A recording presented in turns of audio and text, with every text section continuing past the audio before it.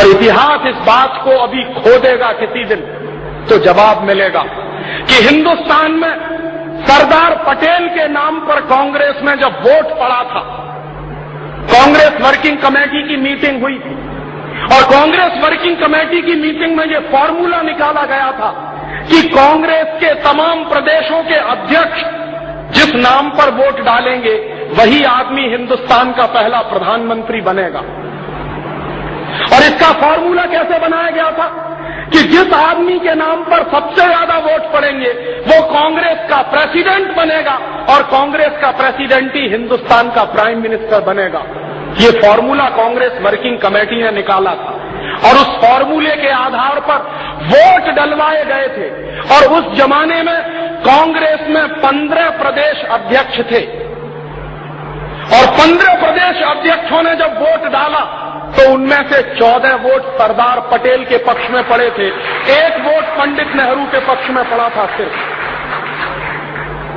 और जब पंडित नेहरू के पक्ष में 1 वोट पड़ा तो पंडित नेहरू हार गए और सरदार पटेल जीत गए। तो कांग्रेस वर्किंग कमेटी के फॉर्मूले के आधार पर सरदार पटेल को कांग्रेस का अध्यक्ष बनाना तय हुआ और सरदार पटेल जब अध्यक्ष बनेंगे तो वही हिंदुस्तान के प्रधानमंत्री बनेंगे, ये भी तय हुआ। तब उस समय पंडित नेहरू ने कितनी गद्दारी का काम किया उसकी एक घटना मैं आपको सुनाता हूं।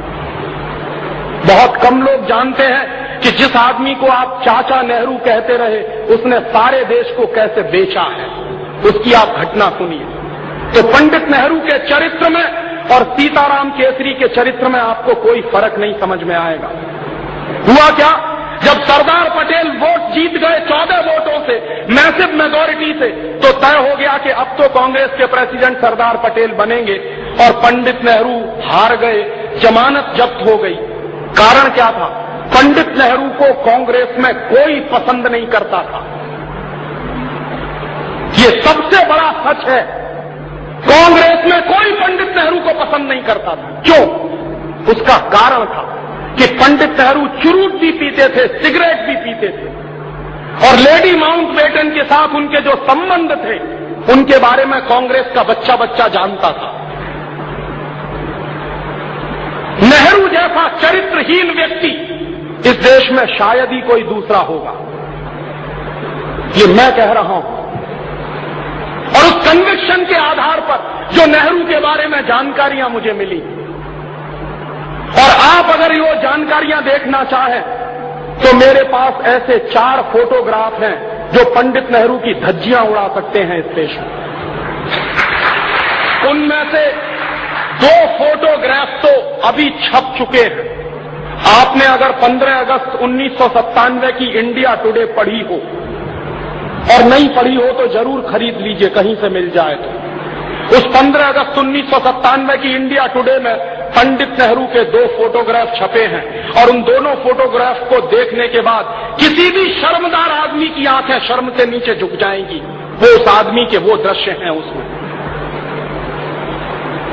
कोई भी शर्मसार सा आदमी ये मानने को तैयार नहीं होगा कि ये हिंदुस्तान का पहला प्रधानमंत्री था।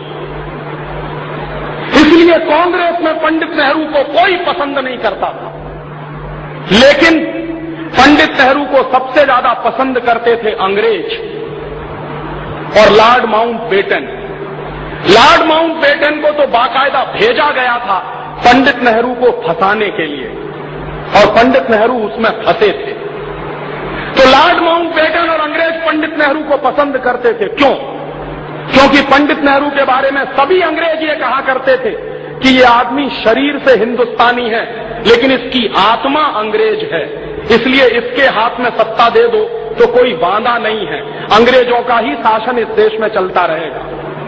इसलिए अंग्रेज पंडित नेहरू को पसंद करते थे और अंग्रेज चूंकि पंडित नेहरू को पसंद करते थे तो बाकायदा पंडित नेहरू की छवि अखबारों में बनाई गई थी मीडिया हाइप के आधार पर। इस देश के जननेता नहीं थे वो। जननेता होते तो क्यों 14 वोट सरदार पटेल के पक्ष में पड़े और क्यों एक ही वोट पंडित नेहरू के पक्ष में पड़ा?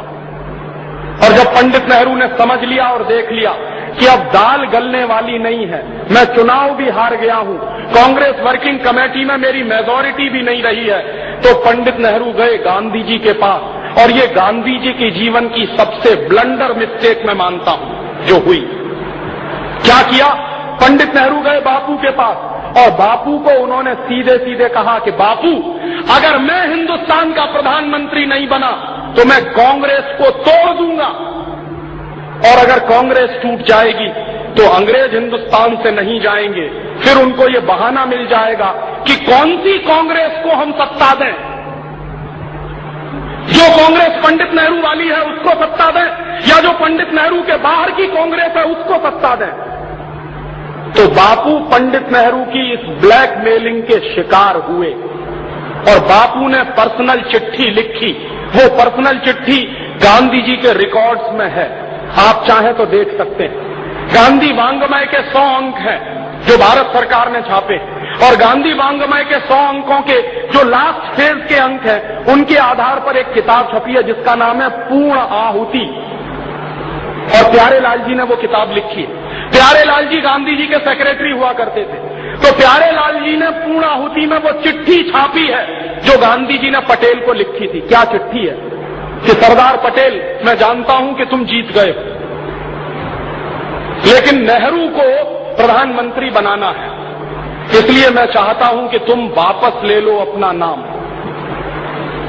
सरदार पटेल ने बापू से सीधे मिलकर कहा कि बापू, ये आपकी अगर अंतरात्मा है तो मैं तो हमेशा आपका सेवक रहा हूं, आप कहते हो तो मैं अपना नाम वापस ले लेता हूं।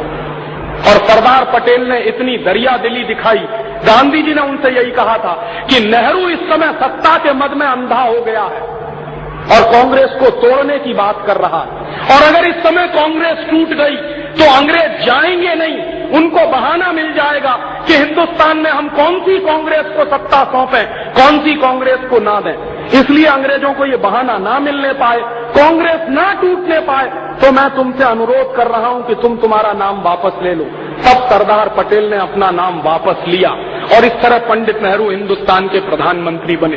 किस तरह की चालबाजी से हिंदुस्तान का पहला प्रधानमंत्री अपने पद तक पहुंचा, आप सोचिए जरा। इससे कम चालबाजियां आज चलती हैं क्या कांग्रेस में? ऐसी ही